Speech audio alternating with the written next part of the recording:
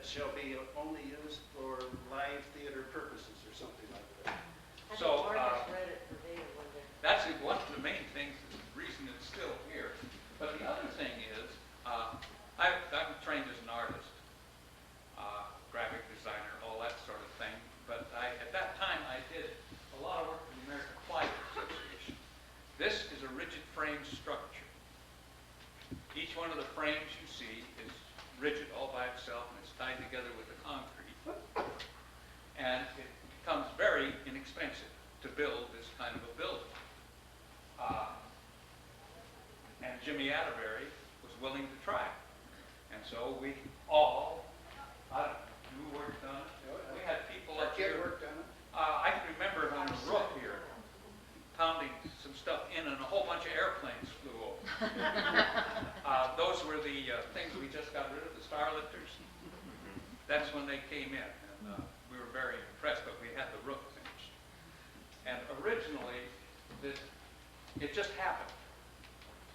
Jimmy Atterbury, myself, Bill Cable, and a whole lot of people said, we're going to build this building, and it's going to be ours, and we're going to put theater on, period. And that's it. And so we just did it. And step aside, because if you didn't want to be involved, you were dead. We'd run right over you. I didn't know it for that, by the way. But at any rate, the whole thing is wide open. That thing, the so-called control booth, that was hung. You could walk right underneath it all. You can't build things like that anymore. The same thing was true back here. And when we did it, it was theater in the round, because we had an edict. All right? Mm-hmm. There was theater in the round, and so each production was different. And we had curtains along the walls, and people came into the thing from all over the place. It was a lot of fun. But I don't think you could do that today. That was kind of a miraculous time, the early 60s. Somebody like myself, Bill, and the rest of us, who wanted to go do something, we got a lot of help. When it came to permitting, well, yeah, it's all right. That's the way it worked back then. It doesn't work that way now. I don't think you could do this. To me, that's a crying shame, but it's still standing. Isn't it? Yeah. And I'm an old man, so ignore what the hell I'm saying. But it was a simpler time, and we got a lot of things done, and we built the building.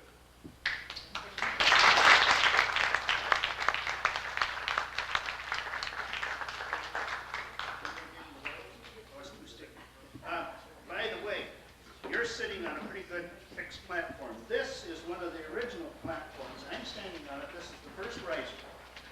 And then you had, say it's a sheet of 4x8 plywood. We really went for plywood. I don't think you were in plywood, ever been in plywood, Gary, but they sure did sell a lot of that stuff to us here. Gary Fowler's an old college and Bank warehouse. This was the first step riser. Then you put a platform down to this, and you can add another step of risers. You have to have it back here. You follow me? And then a third step, and so forth. So we had a zillion of these things around, and that became the risers, and they became part of staging. And they're still using it. It's still standing. Yeah, good idea. There's another person I wanted before we leave. This lady was the permanent treasurer, if you will, of Lakewood Players. She also was an Arts Foundation member. There was Mary Jean Finnegan, and she was planning to be here tonight, but there was a close friend who passed away, and she had other commitments to had to take care of. She was a permanent treasurer. She made $350 per month payments in our name, Lakewood Arts Foundation, to Pacific First Federal until the mortgage was paid up. She made 10 of them a year because they had no production in June and July, so it was, that was another deal. Yeah, that was the one that we set up with the bank. We never did go to prison, so I guess Don't try that today. the mortgage finally was paid off. And I think it was for 30 years, so that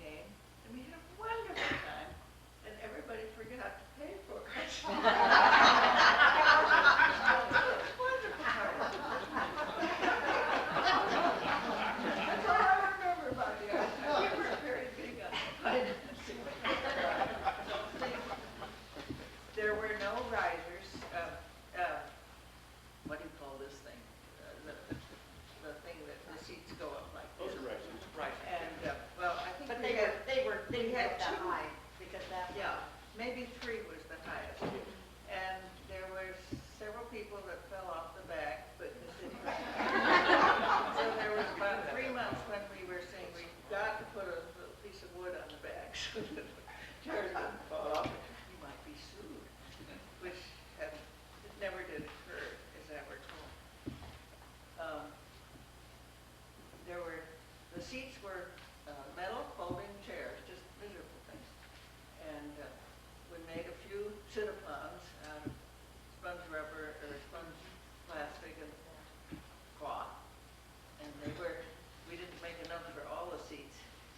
Pardon me for doing this, but I can't see my audience. And so they were sat upon first, and then everybody else.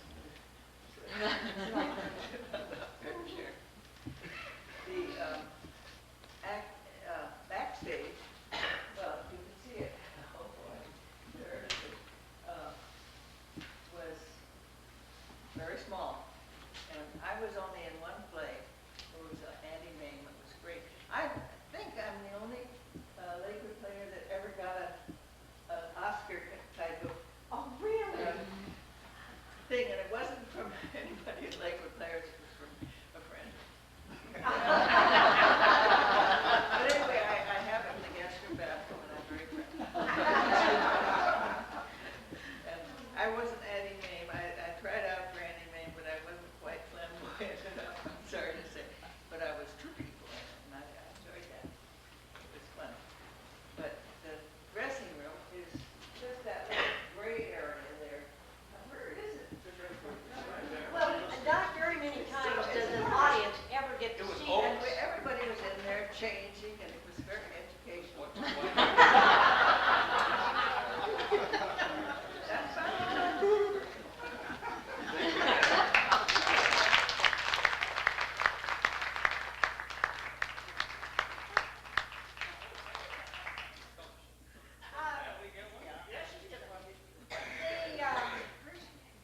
There's an expression in the theaters, and that is when a production is finished, they strike the set.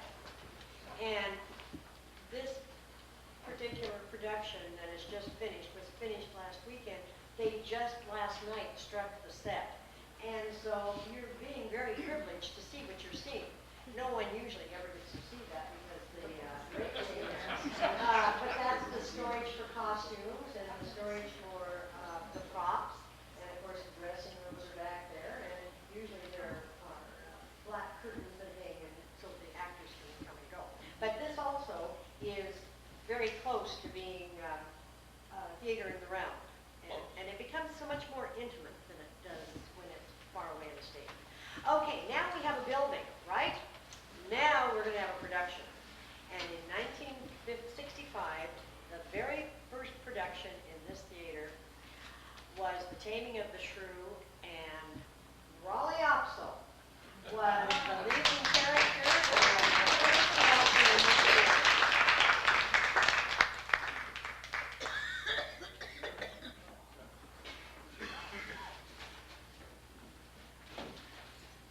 You can see we're well rehearsed. But I told you there was lots of experience. I remember the very first time when I was reading the newspaper review of a play that I had managed to get into, and I was listed as veteran actor Raleigh Upsall. Veteran? Me? Veterans, they're the old folks, aren't they? And this was about 35, 40 years ago. I'm real glad to see so many veterans here tonight. So why am I up here? You've heard from the people who got this building going, and the history that goes way beyond that, the early makings of what became and still is Lakewood Players. The building is done, and so it's time to let's put on a play. And I guess the reason I'm here is because I was lucky enough to be in that very first production. A lot of memories come back, but in the interest of time and with the emphasis on thinking about the first production in this building and being part of that, we'll try to stick to those early days. An early memory. We were in rehearsal, and it was very likely, very close to where we're standing right now, in the center of this perfectly open building. Imagine too that we kind of, they talk about black box theater. It's maybe a more current thing. But this was kind of a gray box. The walls, as I recall, were a light gray color, weren't they? Yeah, burlap. Yeah. Berlin. Well, They were the outside walls. We're talking the outside walls, right? And so we're out here rehearsing, and there's some activity going on out there in the lobby. A crew of people were working around a couple of old galvanized wash tubs, splashing, sloshing, dipping, and wringing out lengths of 48-inch wide burlap. These were in goldenrod Fire. and orange and green Yeah, I managed to get and that. natural, good 1960 earth tone color. Space looked a lot different then. It wasn't, as fancy as we've gotten in now. Okay, the proscenium again is gone. The last time I was here, there was a proscenium in this theater, but that's gone. There were no walls, there were, no built-in seats, just a large open space. And out in the center was this probably area about 20 by 22 square feet. And it was surrounded by these infamous risers that we've already talked about. Risers that over the years smashed a lot of fingers, splitters that have caused infections that lasted for weeks, but very usable, very utile, and gotten a lot of mileage out of those heavy 4x8 boxes that came in the 4-inch, 8-inch, and 12-inch height so that they'd be stacked in different combinations. And on these risers were the famous put them up, take them down, put them up, take them down, folding chairs. Hard chairs that our audience has endured for years. 6 recorded cases of carpal butt syndrome. I don't know if you've noticed, the walls of the building slant out. Jim has referred to the sort of the egg shape of the building and how it's all tied in together.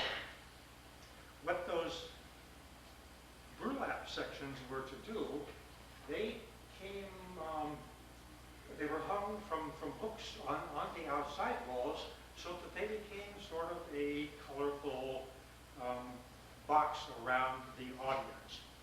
So they're hanging from the sloped walls, and you had a space behind them, which is what the actors used if they were back in the dressing room and had to make a entrance from the top.